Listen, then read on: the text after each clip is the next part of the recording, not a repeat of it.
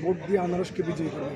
আমি নিশ্চিত পাশ করবো যদি ভোটারদেরকে ভোট দেওয়ার সুযোগ করে দেওয়া হয়। আপনি কি মনে হয় যে কোথাও ভোটার আসাতে কোথাও বাধা দিচ্ছে মহানগরের লোকজন, আবার দক্ষিণ লালমাইয়ের লোকজন, কাপ্তানিজের পক্ষে, এদিকে মহানগরের লোকজন, বিভিন্ন জায়গায় আমাদের তো বুঝেন আমাদের উপজেলার একেবারে 2/3 বাউন্ডারি হচ্ছে মহানগরের সাথে, যার ফলে মহানগরের হেলিকপ্টারের পক্ষে তারা আশেপাশে বিভিন্ন জায়গায় শত শত নেতাকর্মী তারা অবস্থান নিচ্ছে এবং তারা প্রায় এখান দিয়ে সেখান দিয়ে ঢুকে আমাদের লোকজনকে বাধা দিচ্ছে।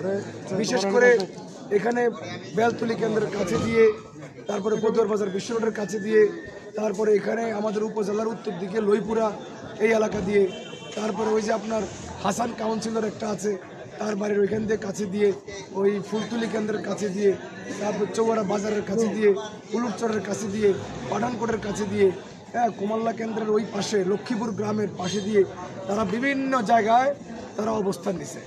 এই একটা আছে কি হাসান কাউন্সিলর, আর একটা আছে কি সাত্তার কাউন্সিলর, হ্যাঁ তারপরে একে অপুনা কি আছে, এই এরা বিভিন্ন মানে মহড়া দিচ্ছে আমাদের বাউন্ডারিতে।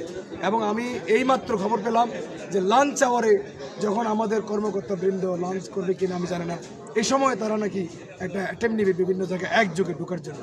সেই জন্য আমি আমার একটাই অনুরোধ, আপনারা প্রশাসনকে একটু, আমি আপনাদের সাংবাদিকদের মাধ্যমে আমি অনুরোধ করছি, প্রশাসন যেন শুধুমাত্র ভোটারদেরকে কেন্দ্রে এসে ভোট দেওয়ার পরিবেশটা নিশ্চিত করে, তাহলে আমি আমার আনারস বিপুল ভোটে এখানে পাশ করবো ইনশাআল্লাহ।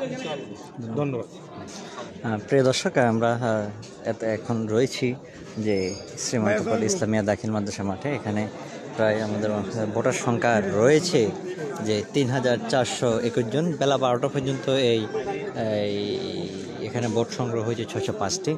এখন পর্যন্ত বিভিন্ন জায়গায় অপ্রীতিকর ঘটনার চেষ্টা যদিও করেছে দুর্বৃত্তরা, তবে সেটা সফল হতে দেয়নি প্রশাসন।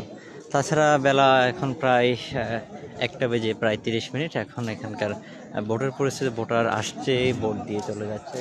তাছাড়া রয়েছে আবার তীব্র তাপপ্রবাহ আছে, পাশাপাশি ভোটারের উপস্থিতিও আমরা কম দেখতে পাচ্ছি।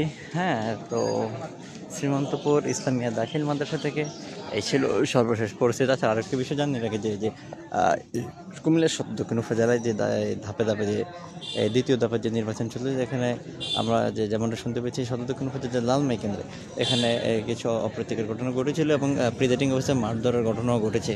তো পরবর্তীতে প্রার্থীরা গিয়ে তাদের প্রিজাইডিং যে অফিসার রয়েছে তাদেরকে কেন্দ্রে প্রবেশ করে দিয়েছে।